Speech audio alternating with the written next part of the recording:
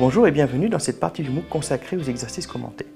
Le but de ces exercices commentés est de comprendre et d'illustrer certains schémas logiques et raisonnements que vous rencontrerez en mathématiques. Nous abordons aujourd'hui notre quatrième exercice commenté illustrant le thème « Récurrence descendante, principes et illustrations ».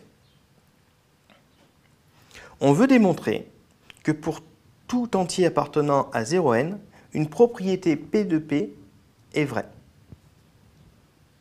Le principe d'une récurrence descendante sur P appartenant à 0n est le suivant. On initialise. On démontre que P de n est vrai. On vérifie l'hérédité. On suppose que P de P est vrai pour P appartenant à n et on démontre que P de P-1 est vrai. Soit E plus point un espace vectoriel sur R de dimension n strictement positif, F et G, deux sous-espaces vectoriels de E de même dimension. Démontrer que F et G ont un supplémentaire commun. Nous allons démontrer ce résultat en faisant une récurrence descendante sur la dimension P, avec P appartenant à 0n, des sous-espaces vectoriels F et G de E. La propriété qui dépend de P est donc, si F et G sont deux sous-espaces vectoriels de E de même dimension P, alors ils ont un supplémentaire commun. L'initialisation. Soit F et G deux sous-espaces vectoriels de E de dimension n. Comme la dimension de E est égale à n, F et G ont pour supplémentaire commun le sous-espace vectoriel réduit au vecteur nul. Donc, la propriété P de n est vraie. Vérifions l'hérédité. Soit P un nombre entier compris entre 1 et n, et supposons que la propriété P de P est vérifiée. Nous devons donc démontrer que P de P-1 est vérifié. Considérons F et G deux sous-espaces vectoriels de E, tels que la dimension de F est égale à la dimension de G est égale à P-1. Si nous voulons utiliser notre hypothèse de récurrence, il va falloir travailler sur des espaces vectoriels de dimension P, c'est-à-dire avec une dimension supérieure.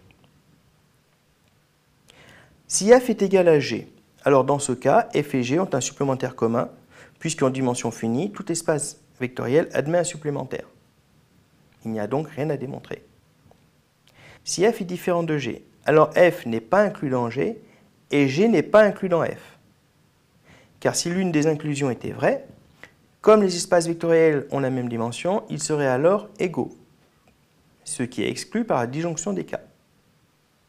Il existe donc un x appartenant à f privé de g et un y appartenant à g privé de f.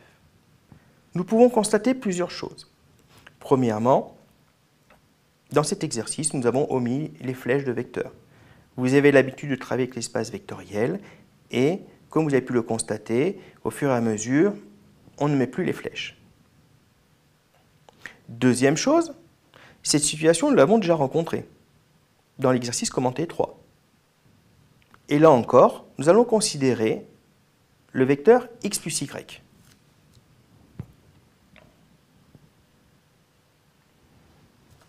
Comme nous l'avons déjà vu, le vecteur x plus y ne peut pas appartenir à f. Sinon, on aurait y qui est égal à x plus y moins x,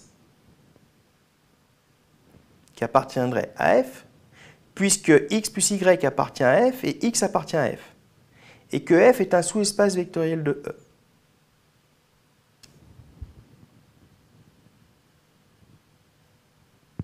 Considérons x plus y. X plus y ne peut pas appartenir à f. Sinon, on aurait y est égal à x plus y moins x appartient à f, puisque x plus y appartient à f, et x appartient à f, et que f est un sous-espace vectoriel de E. Donc, y appartiendrait à f, ce qui est impossible. De même, x plus y ne peut pas appartenir à g. Le vecteur x plus y n'appartient ni à f, ni à g. Considérons alors f tilde qui est égal à la somme directe de f et de vecte de x plus y, et g tilde qui est égal à la somme directe de g et de vecte de x plus y. Nous avons que la dimension de f tilde, c'est égal à la dimension de f plus la dimension de vecte de x plus y, c'est-à-dire p-1 plus 1, c'est-à-dire égal à p. De même, la dimension de g tilde est égale à p. Nous pourrons donc appliquer l'hypothèse de récurrence. Donc, f tilde et g tilde ont un supplémentaire commun. Appelons-le h. Nous avons que E est la somme directe de f tilde et de h, et que E est la somme directe de g tilde et de h. Enfin, la somme directe de vecte de x plus y et de h est donc un supplémentaire commun à f et à g. Donc, p de p-1 est vérifié. Par récurrence descendante sur la dimension commune de f et de g, nous avons donc démontré qu'ils avaient un supplémentaire commun dans E. Il est à noter ici, dans cet exercice, que c'est le vecteur x plus y qui nous a permis de sortir de notre espace f et de notre espace g pour pouvoir gagner une dimension et appliquer l'hypothèse de récurrence.